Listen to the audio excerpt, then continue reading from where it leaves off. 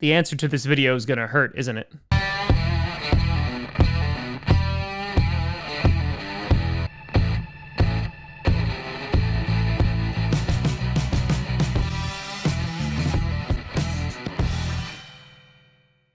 Grossi Posse Packer Nation. Welcome to another episode of Packcast, the podcast where you don't have to be a Packers fan, but it sure does help. I'm your host, Tom. Why can't we just re-sign everybody? The Chiefs do it. Grossi, and today we're going to be taking a look at one of the more requested videos. We actually did this last year, in which I asked the question if the Packers should re-sign Aaron Jones, and everyone said, of course, Tom, of course we should re-sign Aaron Jones. And look where we are now, doing the video again. So, you couldn't take no for an answer the first time. Before I get to that, I want to do a big shout and thank you to some brand new patrons and YouTube members. First, on the Patreon side of things, we have ADF745 and Jonathan B01. A big shout out and thank you to you both. And over on the YouTube side of things, we have Brian Wolf, Nashville Jordan, Kaylee Coudet, we have Damian Leba, and Green Guy 71. A big shout out and thank you. So the status of Aaron Jones has been lingering over the Green Bay Packers and Green Bay Packers fans basically since the end of last season, in which Aaron Jones absolutely went off on the league and was one of the best running backs in the NFL. And since then, we have done a ton of videos about all the upcoming free agents that the Green Bay Packers have, talking about Kenny Clark, David Bakhtiari, Kevin King, Jamal Williams, Corey Linsley, and of course, Aaron Jones. Now, fast forward to today, we have re-signed Kenny Clark and David Bakhtiari to blockbuster deals, meaning that we just have Kevin King, Corey Linsley, Aaron Jones, and Jamal Williams left on the docket to potentially re-sign. And throughout the season, Aaron Jones has been asked about his contract status, and he's been very upfront saying, listen, that's for my agents to figure out.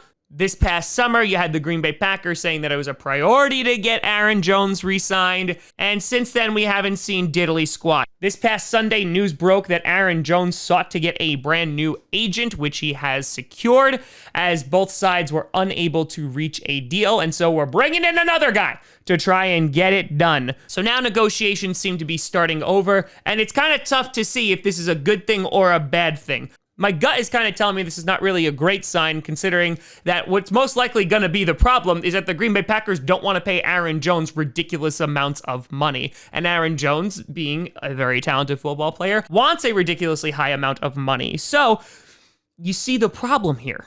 And Aaron Jones, though he has missed some time, has been incredibly effective this year. He's played in 11 games, 160 attempts for 823 yards and 7 touchdowns on the ground. He is averaging 5.1 yards per carry, and he's also made 38 receptions for 285 yards and 2 touchdowns. Now, he is only averaging about 14.5 attempts per game, which is drastically lower than, let's just say, a guy like Derrick Henry, who's averaging 22.8 attempts per game. And again, this is because he has missed some time with injury. Also, it seems that they're keeping Aaron Jones fresh for the playoffs. Jamal Williams has done a nice job in his absence, and of course Aaron Rodgers is playing like an MVP, so that has definitely taken the weight off of Aaron Jones, who when is given opportunities has been incredibly effective. Earlier we alluded to his amazing season last year. Right now he actually has better yards per attempt and more yards per game than he did last year. So Aaron Jones is still on his way to having a fantastic season. And there is absolutely no doubt that he is a dynamic weapon and the offense is significantly better when he is on the field. He can just do things that a guy like Jamal Williams and A.J. Dillon cannot do. And speaking of Williams, who has played in 12 games, he started 3 of them, 113 carries for over 470 yards,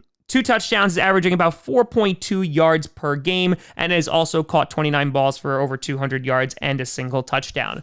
Now, when we drafted A.J. Dillon in the second round, I think a lot of people were like, oh, well, 1, why did we do that? And 2, does this mean that Aaron Jones is gone? However, we haven't seen a whole lot of A.J. Dillon. In fact, he's only played in 8 games and has gotten 23 carries for 97 yards. He also missed a whole bunch of games because of COVID. So I imagine the front office hasn't seen enough of Dillon as they would have liked, considering they spent some pretty significant capital on him in this past draft. While I'm obviously not in the Packers front office and am in my basement, I have to think that Dillon was basically the contingency plan in case Aaron Jones balled out and basically outpriced himself from Green Bay.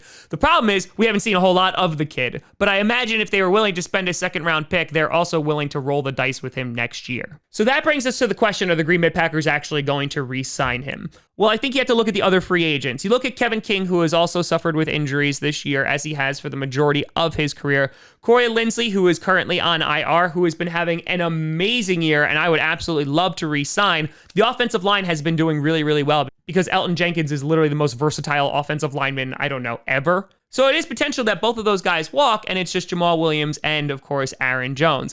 Now, theoretically, they could let Jamal Williams walk as well, and so it would just be Aaron Jones who could potentially get that money. In that scenario, this is most definitely possible, and they roll with Aaron Jones and A.J. Dillon next year, which would be a dynamic duo, to say the very least. You see Derrick Henry signed a 4-year, $50 million deal, 25 of that guaranteed this past offseason. The Vikings re-signed Dalvin Cook for a 5-year, $63 million deal with $28 million guaranteed.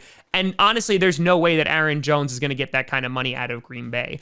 I imagine that if he is asking for more than $10 million per year, the Packers are probably going to let him walk. And if that's the case, they're most likely going to re-sign Jamal Williams and have Jamal Williams and A.J. Dillon carry the load for that backfield. And another thing is Aaron Jones himself. While he is an incredibly dynamic player, and I mentioned all of his accolades before, he does have injury risk. He has only played one full season in his entire 4-year career thus far, and that was last year.